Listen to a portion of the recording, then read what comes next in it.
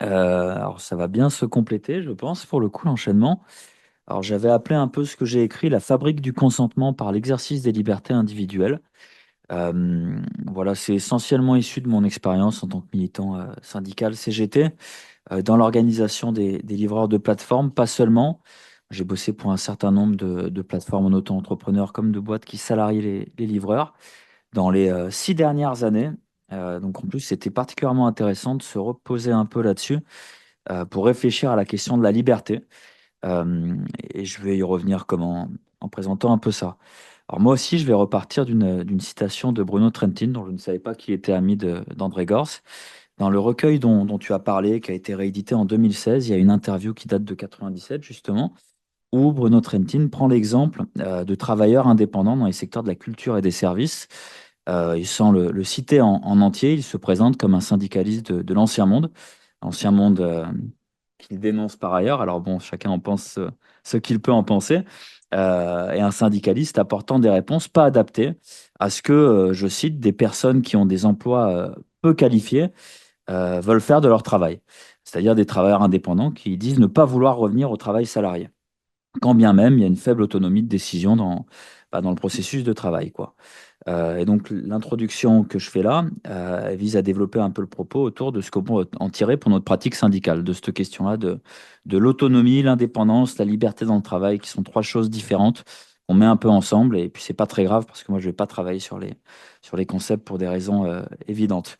Pour revenir de manière un peu factuelle, les plateformes de livraison, je pense que tout le monde a en tête la manière dont elles fonctionnent. Les travailleurs indépendants au statut d'auto-entrepreneur qui doivent créer un statut de micro-entrepreneur aujourd'hui pour avoir le droit de travailler pour une plateforme qui, grâce à un outil numérique, va les payer à la tâche, c'est-à-dire 2,60 € pour livrer une commande de tel restaurant jusqu'à tel lieu, etc., etc. Donc c'est une forme de travail indépendant qui, on va partir du principe, qui n'est pas du travail indépendant en réalité, avec un lien de subordination très fort pour plein de raisons différentes. Ça représente à peu près 80 000 livreurs en France à l'heure actuelle, beaucoup de travailleurs sans papier, etc., etc. Avec un parallèle avec les canuts que beaucoup font, que presque tout le monde a fait aujourd'hui par ailleurs dans son intervention, que je vais faire aussi parce que je suis lyonnais, donc ça a d'autant plus de sens. J'avais essayé de vendre à mes camarades l'idée d'une banderole avec le slogan dont je ne connaissais pas, le vivre libre. J'avais bien le vivre en travaillant, mourir en combattant. Et tout le monde m'avait dit qu'il ne comprenait pas ce à quoi je faisais référence, donc on n'avait pas gardé l'idée de la banderole.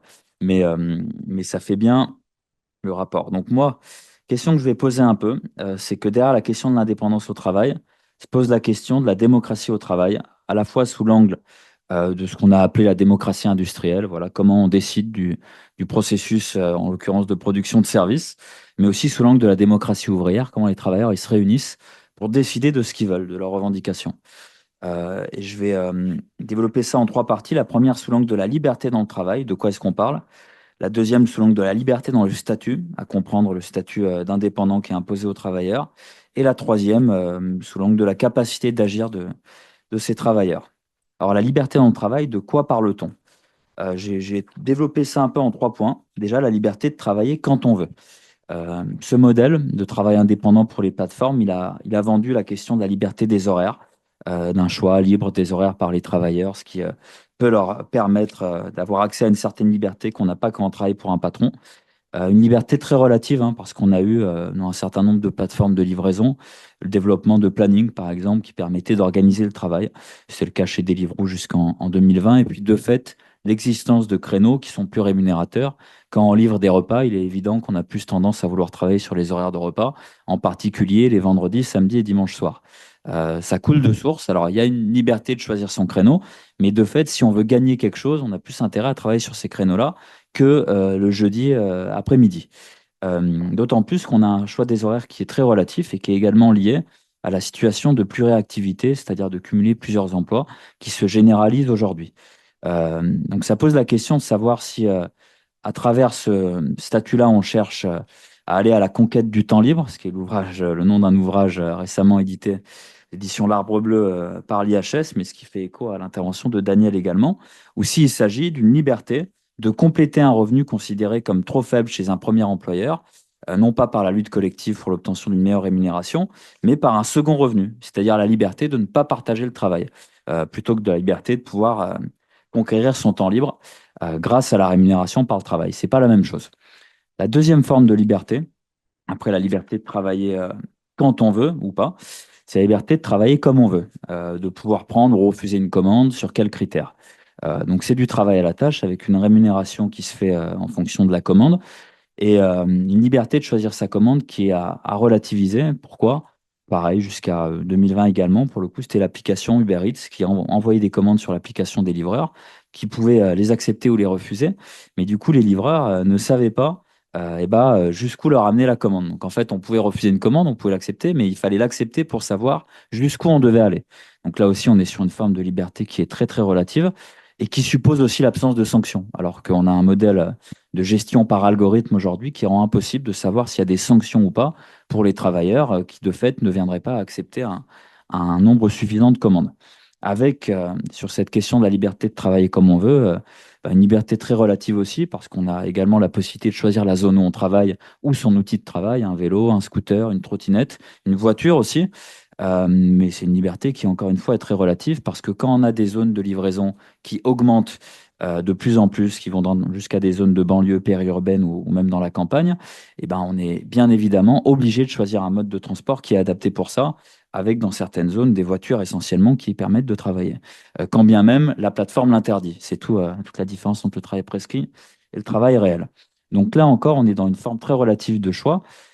Quand bien même certains livreurs, il ne faut pas le nier, hein, des livreurs expérimentés, peuvent choisir les meilleures commandes, les plus rémunératrices, ce qu'on appelle un peu le jeu dans la sociologie du travail, mais c'est très très rare. Et enfin, la liberté de travailler si on le veut, c'est-à-dire de ne pas avoir de chef au-dessus de soi, qui est justement à relativiser en raison de la question du temps de travail dont j'ai parlé et de la question de la gestion algorithmique qui désincarne peut-être la question du chef, mais qui ne rend pas la sanction inexistante par ailleurs. Alors ça pose un peu la question de ce qui était développé dans le premier séminaire. Il y avait cette citation de l'écho de la fabrique qui nous ramène encore au Camus, la question de jusqu'où on peut étendre les libertés.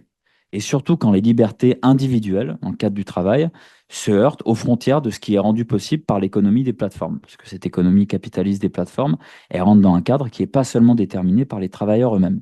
C'est ce que Daniel Linhart pouvait appeler la capacité patronale à faire renaître sa domination sous des formes multiples, ce dont tu parlais un peu, Antonella, mais aussi ce que Marx et Engels développaient il y a presque 2 siècles maintenant, la capacité de la bourgeoisie à révolutionner sans cesse les rapports sociaux et les instruments de production. Ça nous amène dans la deuxième partie, qui est celle de la liberté dans le statut. Donc derrière ces trois libertés dans le travail, qui sont à relativiser, la liberté de travailler quand je veux, comme je veux, si je veux, c'est bien la question de la subordination qui est questionnée. Et donc du statut des travailleurs, entre autres sous l'angle de la dichotomie statut indépendant, statut de salarié, qui a encore une fois relativisé parce que c'est pas seulement la relation contractuelle, le papier qu'on signe, qui vient définir la réalité du travail. Parce que le choix du statut d'indépendant est imposé par les plateformes afin de travailler pour elles. C'est une phrase qui veut rien dire si on était un tant soit peu logique, mais c'est la réalité. Mais il ne faut pas nier que pour beaucoup de travailleurs, il s'agit effectivement d'un choix, avec une forme de rationalité qui est encore une fois relative dans le cadre du modèle économique dans lequel on vit aujourd'hui, mais qui est tout de même une réalité. On a des rapports, par exemple, de l'ANSES, qui interroge un peu la question de la santé au travail, également sous l'angle psychologique, et qui met en avant qu'il y a une reprise d'une certaine forme de rhétorique, que moi j'ai vécu plein de fois dans le cadre du travail syndical quotidien, une rhétorique qui vient à on va dire, nier l'expression des rapports de domination parce que ça demanderait d'avoir une réflexion subjective sur son travail qui est trop dur à avoir. Parce que si on commence à l'avoir, on va au travail avec la boule au ventre en se disant qu'en fait, on n'obtient pas plus de liberté par ce biais-là. Mais ça ne doit pas nous autoriser, on va dire, à être dans une posture d'avant-garde qui consiste à dire que les travailleurs ont rien compris à ce qu'ils vivent et que nous, on a bien compris qu'il y a une forme de subordination qu'il faut qu'on leur explique, hein. Il y a tout de même une hostilité relative des travailleurs vis-à-vis du salariat. Alors oui, en raison d'une méconnaissance de l'histoire sociale, des droits collectifs, c'est le cas, évidemment, ce n'est pas le cas seulement chez les livreurs, hein, mais aussi en raison de logiques qui sont à l'œuvre dans le salariat et qui sont le reflet du néolibéralisme, de l'individualisme, d'un déclat du syndicalisme qui est à relativiser, mais qui existe tout de même, et qui doit également nous permettre de nous poser la question de la souffrance au travail, c'est-à-dire qu'on fuit la souffrance en travail dans le monde classique du salariat par le passage à l'indépendance. Et pour la CGT, pour les militants syndicaux en tout cas qui connaissent un peu le privé, c'est le même sujet que lorsqu'on parle des ruptures conventionnelles, hein. On est très mal à l'aise avec les ruptures conventionnelles, moi le premier. Je ne souhaite pas aider à négocier des ruptures conventionnelles. C'est ma position personnelle de syndicaliste, mais on sait qu'il y a des salariés qui sont dans une situation où en fait, ils resteront pas au travail quoi qu'il en soit. Donc, qu'est-ce qu'on fait? Est-ce qu'on leur vend la lutte collective dans laquelle ils ne croient pas? Moi, je pense qu'on doit convaincre autour de ça. Ou est-ce qu'on accompagne vers l'exit? C'est pas simple. C'est exactement la même question qui se pose autour du statut. Et en fait, derrière cette liberté dans le statut, on a deux basculements, deux logiques qui sont à l'œuvre. La première, c'est un basculement de responsabilité collective aux responsabilités individuelles. Prendre des exemples, hein, je ne vais pas être exhaustif, je n'ai pas le temps pour ça. On a l'exemple de la protection sociale déjà. Le statut d'auto-entrepreneur, c'est l'absence de reconnaissance des accidents du travail et des maladies professionnelles. C'est comme ça. Nous, on peut dire que ça existe, mais en tout cas, pour la sécurité sociale, pour le juriste non plus, pour l'État non plus, ça n'existe pas. Tout simplement parce qu'il n'y a pas de cotisation dite patronale. Je mets bien des guillemets parce qu'elles sont tout de même issues du travail, ces cotisations. Il n'y a pas de cotisation dite patronale qui vient financer cette branche de la sécurité sociale qui permet d'être couvert en cas d'accident du travail ou de maladie professionnelle. La responsabilité de la santé des travailleurs, elle ne repose plus sur l'employeur qui n'en est plus un, mais elle ne repose plus non plus sur la solidarité des travailleurs et des travailleuses. Elle repose uniquement sur les qualités professionnelles et physiques individuelles de chacun, quand bien même on est dans un boulot qui est super accidentogène. Et derrière, c'est la cotisation qui est interrogée, hein, parce que quand on supprime cette part des cotisations, quand on fait peser la part des cotisations seulement sur le travailleur, qui doit reverser 20% de son revenu, qui est déjà pas bien élevé, par le biais de l'URSSAF dans les différentes caisses de la Sécu, et qui du coup ne le fait pas parce qu'il n'a pas les moyens pour, eh bien on nuit au principe essentiel du mouvement ouvrier qui fonde la solidarité, la sécurité sociale, qui est celui de dire de chacun selon ses capacités, à chacun selon ses besoins. En fait, cette question-là, elle n'existe plus. C'est un choix individuel de reverser la part des cotisations ou pas.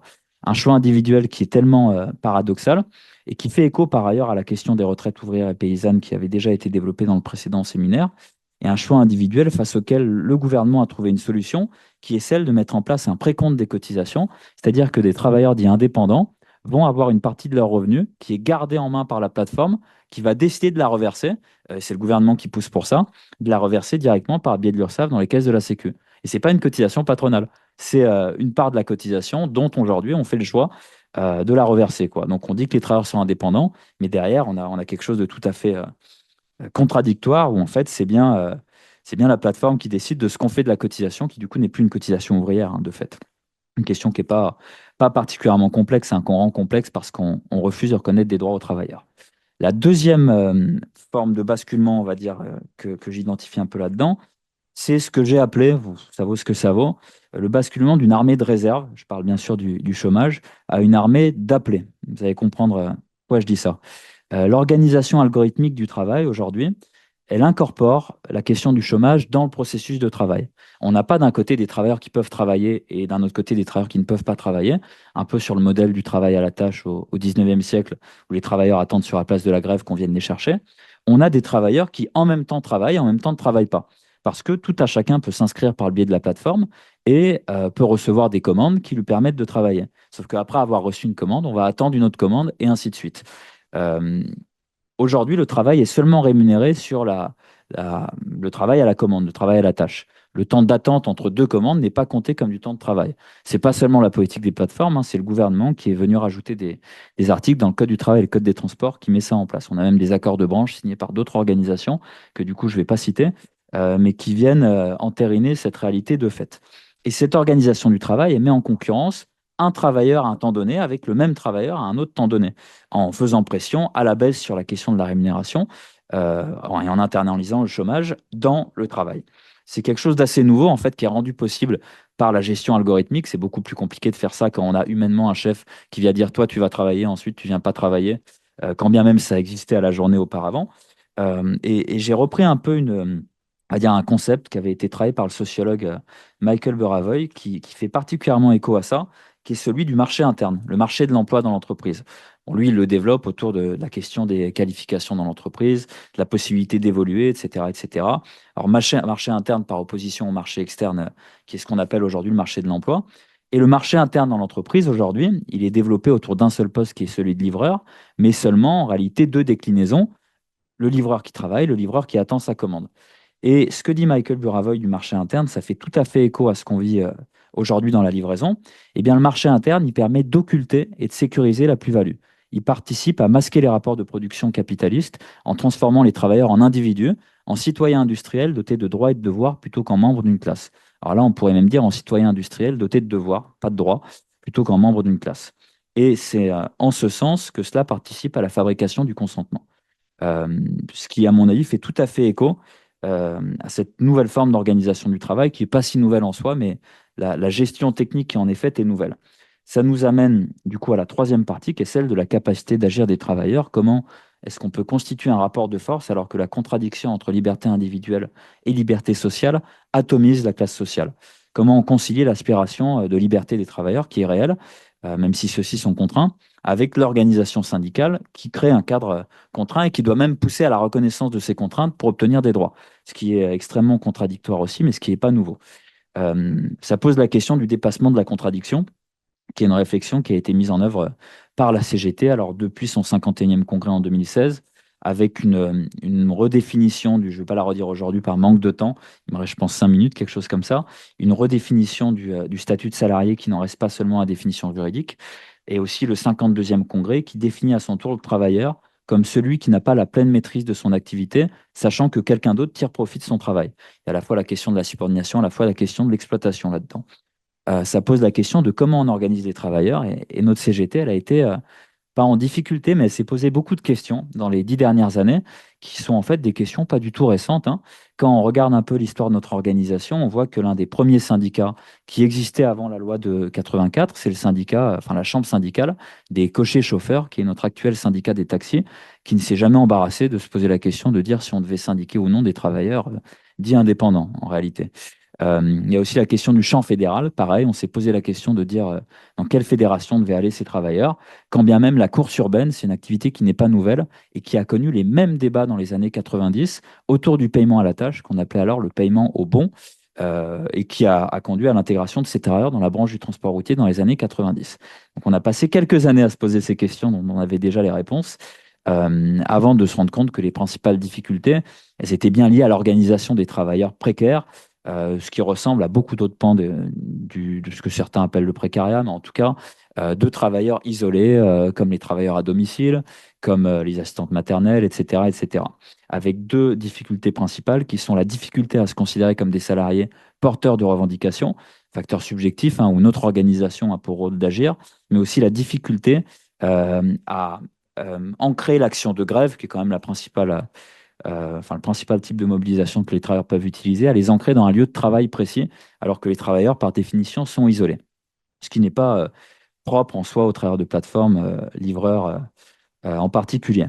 Ça a permis à la CGT, pendant un petit moment, pendant son mandat issu du 52e congrès, de penser l'autonomie des travailleurs, justement, avec une piste revendicative qui a été un peu développée, qui était celle de dire que autonomie et subordination ne sont pas incompatibles.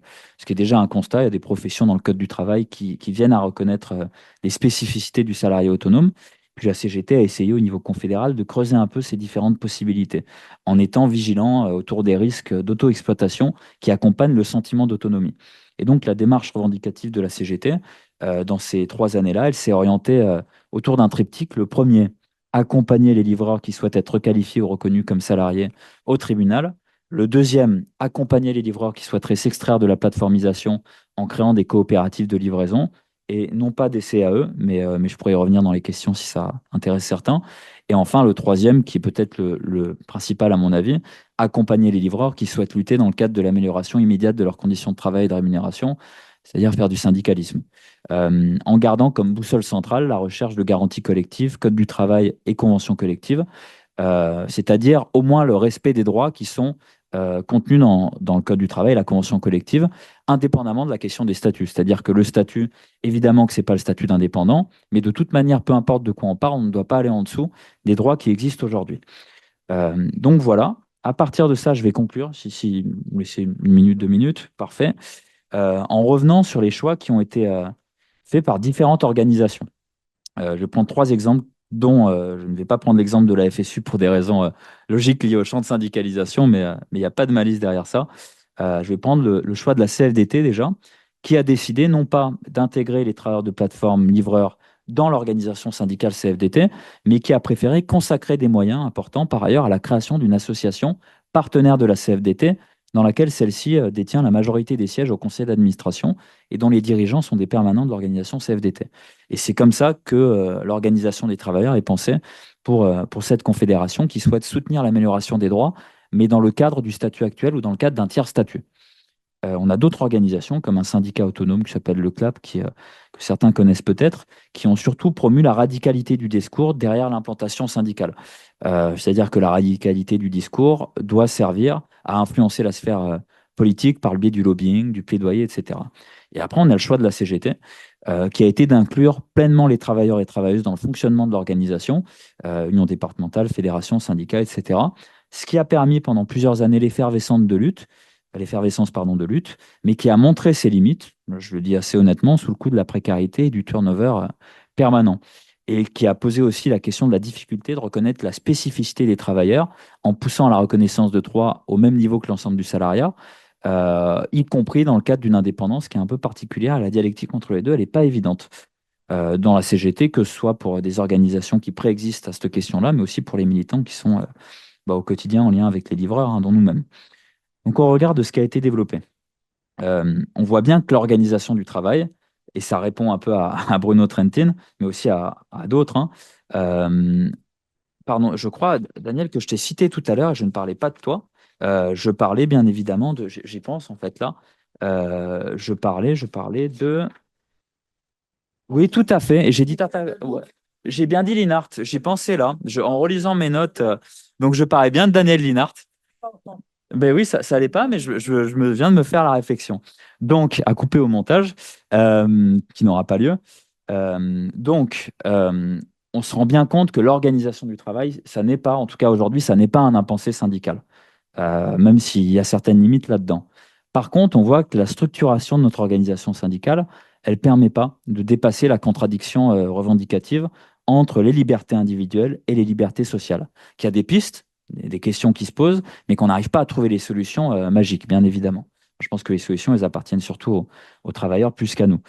Mais on voit bien que sans remettre en cause, on va dire, le pouvoir qui est laissé au capital dans l'organisation du travail, ce qui est un peu la question que tu posais en conclusion, de dire qu'on monnaie sa liberté contre des augmentations salariales, eh bien, on ne peut pas euh, poser la seule question des libertés individuelles dans l'organisation du travail comme moyen d'accéder aux libertés dans le travail parce qu'on a cette zone grise dont tu parlais qui se développe.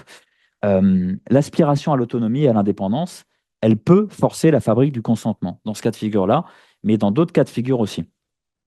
Marx revenait dans Salaire, prix et profit, c'est pas tout neuf, sur la lutte quotidienne pour l'augmentation des salaires, et il soulignait qu'une lutte contre les effets et non contre les causes de ces effets, eh bien, elle va pousser les syndicats à manquer, je cite, à entièrement leur but, dès lors qu'ils se bornent à une guerre d'escarmouche contre les effets du régime existant, au lieu de travailler à la transformation, c'est-à-dire de servir de notre force organisée comme d'un levier pour l'émancipation définitive de la classe travailleuse, donc l'abolition du salariat. Eh bien, cette mise en garde qui, il y a 2 siècles, valait sur la seule question des salaires, est-ce qu'elle ne vaut pas également aujourd'hui pour ce qui est de la lutte sur la seule extension des libertés individuelles au détriment des libertés sociales? Je n'ai pas la réponse.